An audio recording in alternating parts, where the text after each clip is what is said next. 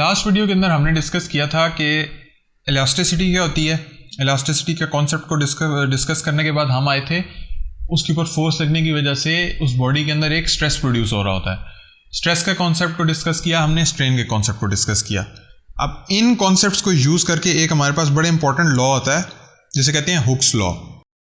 Hooks basically इस scientist का नाम था जिसने ये चीज़ डिस्कवर की थी कि हमारे पास स्ट्रेस और स्ट्रेन आपस में किस तरह एक्ट कर रहे होते हैं।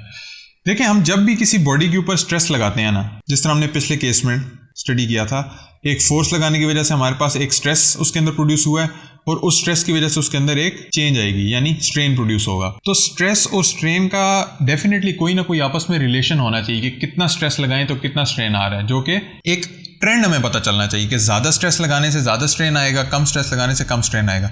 बेसिकली हुक्स लॉ हमें यही बताता है। हुक्स लॉ हमें कहता है strain produced in a body by the stress applied to it is directly proportional to the stress provided the stress remains within the elastic limit of the body। अब यहाँ पर है कि हम जैसे ही एक बॉडी के ऊपर स्ट्रेस अप्लाई करते हैं तो उसके अंदर स्ट्रेन प्रोड्यूस होता है। अब वो स्ट्रेन कितना होगा वो एक्चुअली डायरेक्टली प्रोपोर्शनल है स्ट्रेस के, लेकिन यहाँ पर एक अहम नुक्ता है, वो है इलास्टिक लिमिट के अंदर अंदर। अब इलास्टिक लिमिट क्या होती है इसको हम बाद में डिस्कस करते हैं। सबसे पहले हम ऊपर वाली बात डिस्कस कर लेते हैं। हमारे पास स्ट्रेन है, स्ट्रेस है हमारे पास, ये स्ट्रेस हमने अप्लाई किया और ये डायरेक्टली प्रोपोर्शनल है हमारे पास स्ट्रेन के। तो जाहिर है जब हम प्रोपोर्शनैलिटी को इक्वलिटी में चेंज करते हैं तो हमारे पास क्या आता है, एक प्रोपोर्शनैलिटी कांस्टेंट आता है। ऐसे ही है, इस प्रोपोर्शनैलिटी कांस्टेंट को हम कहते हैं इलास्टिक कांस्टेंट या modulus of elasticity. Modulus of elasticity या फिर इलास्टिक कांस्टेंट कहते हैं हम इसको। अब ये हमें बताता है कि इस बॉडी की अपनी प्रॉपर्टी क्या है। जाहिर सी बात है हर बॉडी उतना तो स्ट्रेन नहीं प्रोड्यूस करेगी सेम स्ट्रेस के ऊपर। अगर हम दोनों बॉडीज़ के ऊपर 10 पास्कल स्ट्रेन, दो डिफरेंट बॉडीज़ के ऊपर 10 पास्कल स्ट्रेस अप्लाई करते हैं तो ज़रूरी तो नहीं दोनों बॉडीज़ के अंदर सेम स्ट्रेन प्रोड्यूस हो। हर बॉडी की एक इनहेरेंट प्रॉपर्टी होती है कि वो कितना स्ट्रेन प्रोड्यूस करेगी, कितना स्ट्रेच होगी, कितना स्ट्रेच नहीं होगी। रबर का स्ट्रेन कुछ और होगा हमारे पास, और आप देखें वुड के ऊपर अप्लाई करें तो वो बिल्कुल ही नहीं चेंज होता। या कोई और बॉडी आप देख लें, कोई हार्ड रबर है हमारे पास और सॉफ्ट रबर है, दोनों के अंदर डिफरेंट स्ट्रेन प्रोड्यूस होगा। तो ये एक्चुअली कौन डिसाइड करता है, ये मॉड्यूलस ऑफ इलास्टिसिटी डिसाइड करता है कि हमारे पास स्ट्रेन कितना प्रोड्यूस होगा। यहाँ से हमें पता चल गया मॉड्यूलस ऑफ इलास्टिसिटी की क्या होता है। आप डिस्कस करते हैं इलास्टिक लिमिट क्या होती है। अच्छा, ये एक ग्राफ है हमारे पास स्ट्रेस और फोर्स और एक्सटेंशन का। यहाँ पर है हमारे पास फोर्स और ये हमारे पास है एक्सटेंशन। अब ये ज़हन में रहे, ये जो फोर्स है हमारे पास, ये हमारे पास रिस्टोरिंग फोर्स है। यानी जैसे ही आप किसी बॉडी को स्ट्रेच करते हैं, स्ट्रेच करके यहाँ तक लाते हैं, तो ये बॉडी भी आपके ऊपर एक इस साइड पर फोर्स लगाना शुरू कर देती है जो वापस खींच रही होती है इसको। वो एक्चुअली रिस्टोरिंग फोर्स है जो कि यहाँ पर है। तो ये हमें क्या कहती है कि हम जैसे ही इस बॉडी को एक्सटेंड करना शुरू करते हैं, यहाँ पर एक्सटेंशन है और ये हमारे पास फोर्स है, तो हम जैसे ही एक बॉडी को एक्सटेंड करना शुरू करते हैं तो उसके ऊपर एक रिस्टोरिंग फोर्स एक्ट करती है। तो ये एक रीजन है हमारे पास, जहाँ तक ये हमारे पास लाइन स्ट्रेट रहती है। अब इससे क्या मुराद है, इसका मुराद है कि हम इतनी एक्सटेंशन प्रोड्यूस करेंगे तो इतनी प्रोड्यूस होगी, मजीद इतनी एक्सटेंशन करेंगे तो उसी के हिसाब से फोर्स भी उतनी ही मजीद एक्सटेंड होगी। ये हमारे पास हुक्स लॉ है। Basically F equals KX minus KX, यानी कि जिस डायरेक्शन में हम एक्सटेंड कर रहे हैं फोर्स उसके ऑपोजिट डायरेक्शन में, इसलिए हमारे पास ये माइनस का साइन है। बेसिकली ये हुक्स लॉ की फॉर्म है फोर्सेस के अंदर। ये हुक्स लॉ की फॉर्म जो थी हमारे पास, ये थी हमारे पास स्ट्रेस और स्ट्रेन के हिसाब से, ये फोर्स और एक्सटेंशन के हिसाब से है। अब यहाँ पर ये हमें बता रही है कि X जैसे जैसे हम इंक्रीज करते जाते हैं तो हमारे पास रिस्टोरिंग फोर्स इंक्रीज करती जाती है। इससे हमें ये पता चल रहा है कि ये एक्चुअली हमारे पास एक लीनियर इक्वेशन है, यानी हमें स्ट्रेट लाइन की इक्वेशन है। तो ये हमें बता रही है कि ये इलास्टिक लिमिट जो है हमारे पास बॉडी की, वो एक स्ट्रेट लाइन है।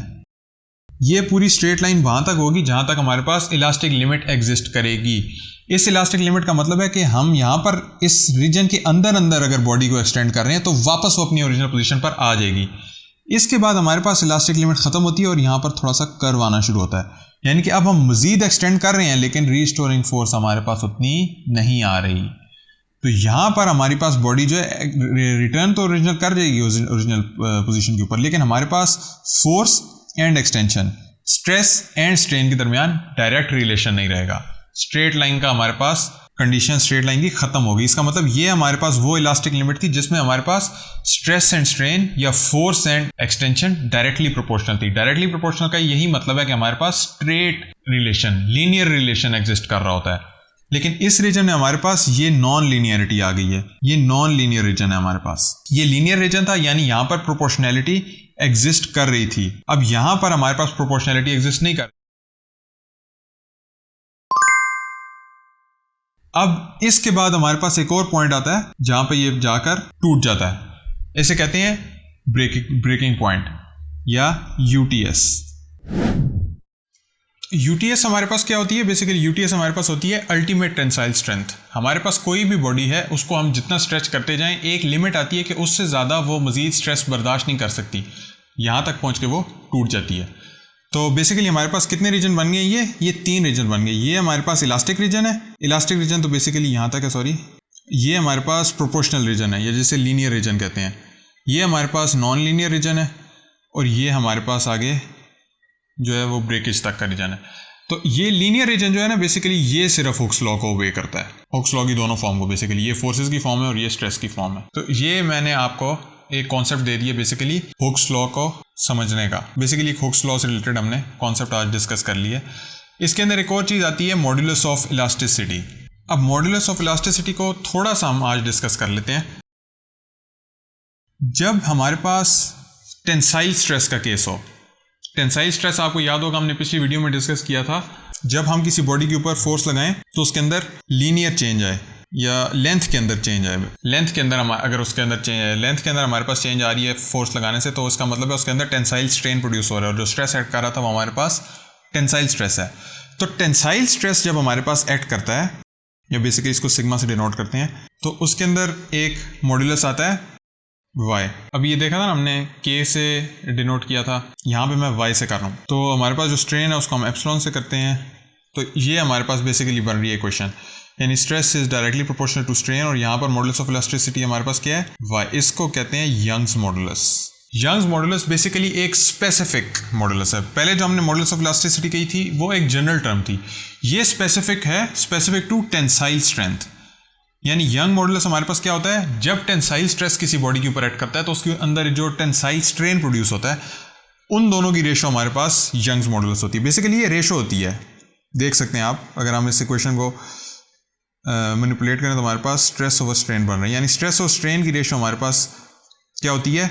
Elastic modulus. और अगर वो हमारे पास टेंसाइल स्ट्रेस है, टेंसाइल है दोनों स्ट्रेस एंड स्ट्रेन्स, तो हमारे पास जो आती है रेशो वो क्या होगी? वो यंग्स मॉडुलस होती है। तो इससे रिलेटेड एक एग्जांपल है जो हम अपनी नेक्स्ट क्लास में करेंगे, और अगले टॉपिक्स भी हम उसी के साथ डिस्कस करेंगे।